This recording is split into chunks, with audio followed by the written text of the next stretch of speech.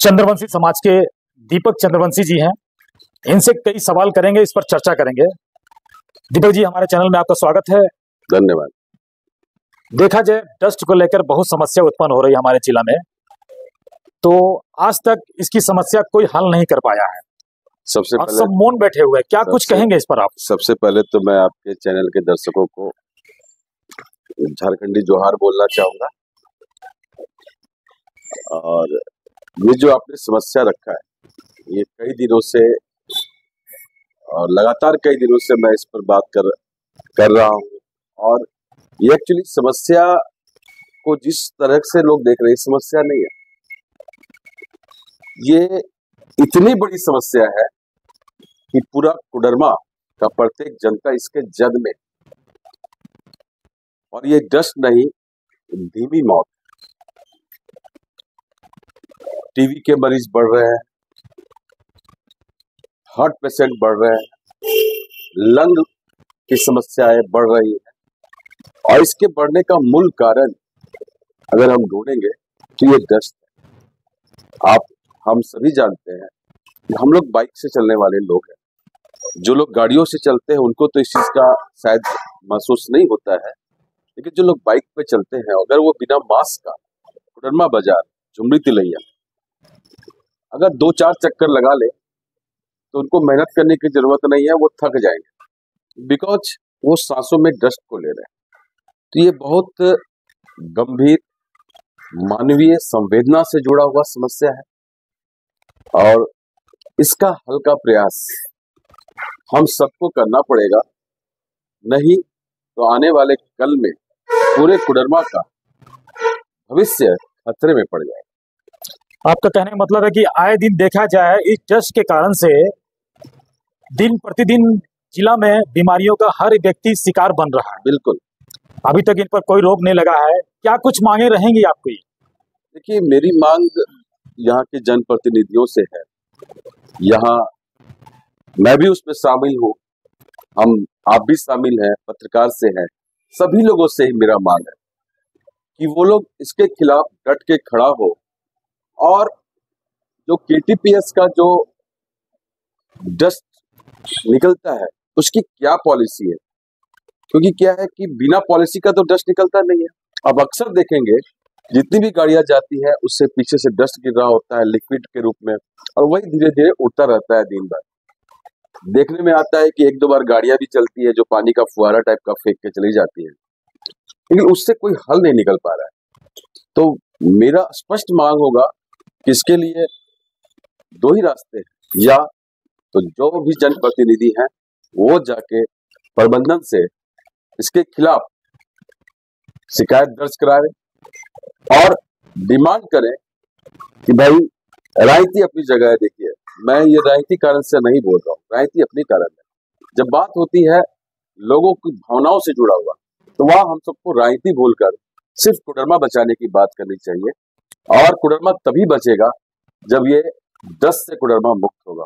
और मैं कह रहा हूं कि ये जो परिस्थिति है वो लगता नहीं है कि आसानी से ये चीजें रुक पाएंगी, जब तक कि लोगों को या तो सड़क पे नहीं उतरेंगे, या आंदोलन नहीं करेंगे, या प्रबंधन से बात नहीं करेंगे। तो इसमें सबको एकजुट होकर प्रयास करना चाहिए, ताकि कोडरमा, क्योंकि कोडरमा हमारा है, यहाँ के लोग हमारे हैं, उनकी परेशानियों को भी हम लोगों को समझना चाहिए।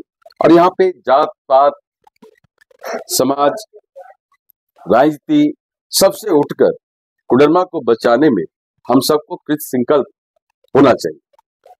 दीपक जी, एक सवाल और आपसे है। देखा जाए, आपकी सरकार प्रचंड बहुमत से जीती हुई झारखंड में, आप उसी पार्टी से बिलोंग करते हैं, जेएमएम, झारखंड मुक्ति मोर्चा से।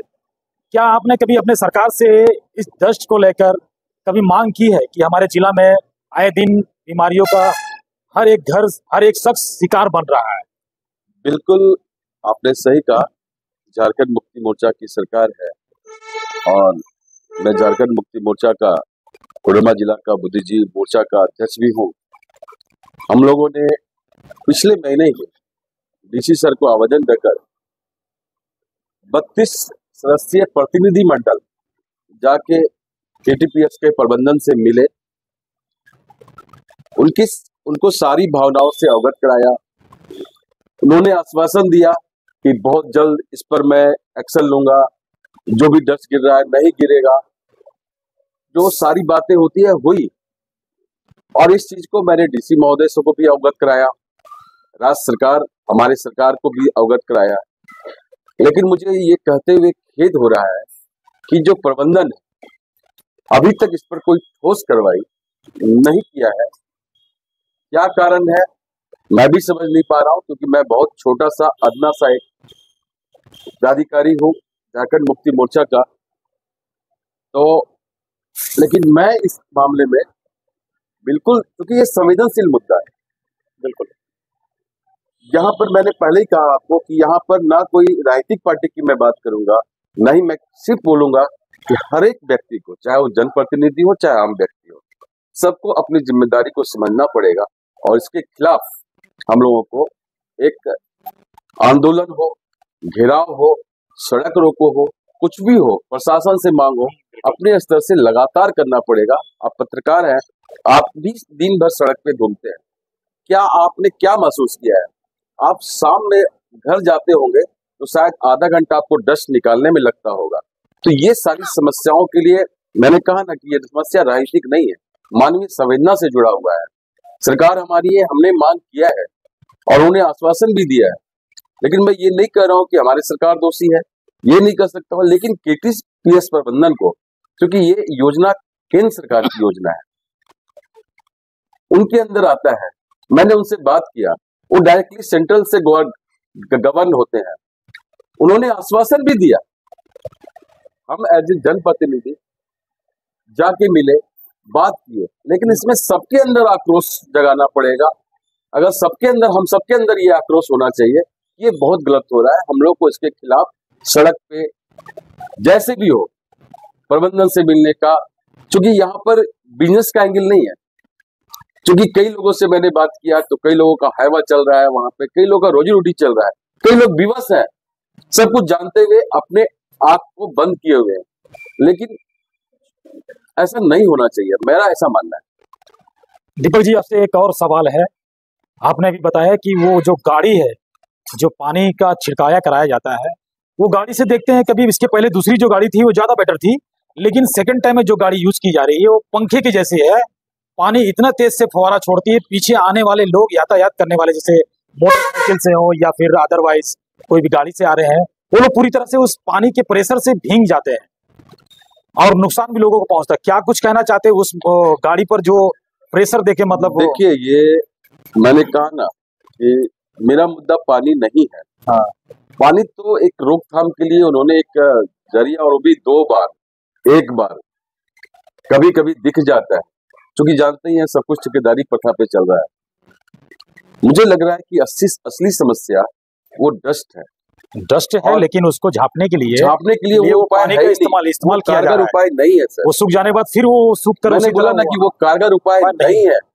जब वो कारगर उपाय है ही नहीं, तो ये तो सिर्फ हम लोगों को आंखों पे क्या कहते हैं, धूल ढकने का काम किया जा रहा है कि हम कुछ कुछ कर रहे हैं। एक्चुअल समस्या क्या है कि वो क्लोज एंडेड जो व्हीकल होता है उसमें जाना चाहिए, ताकि एक बूंद भी यहाँ पर डस्ट गिरे ना, तो हमें पानी का भी जरूरत नहीं पड़ेगा, आपकी समस्याओं का भी समाधान हो जाएगा। लेकिन वैसा ना करके ओपन गाड़ी में जा रहा है, ऊपर से देख रहा हो कि प्लास्टिक कभी डाल देते हैं लोग, कभी तिरपाल डाल देते हैं, आपने भी देखा होगा, ठीक है। वो डस्ट गिरते जाता है, और खासकर जहाँ ये होता है, आप देखे होंगे सड़क में बीच बीच में रुकावट डाला हुआ है, वहां पे बहुत तेजी से गिरता है।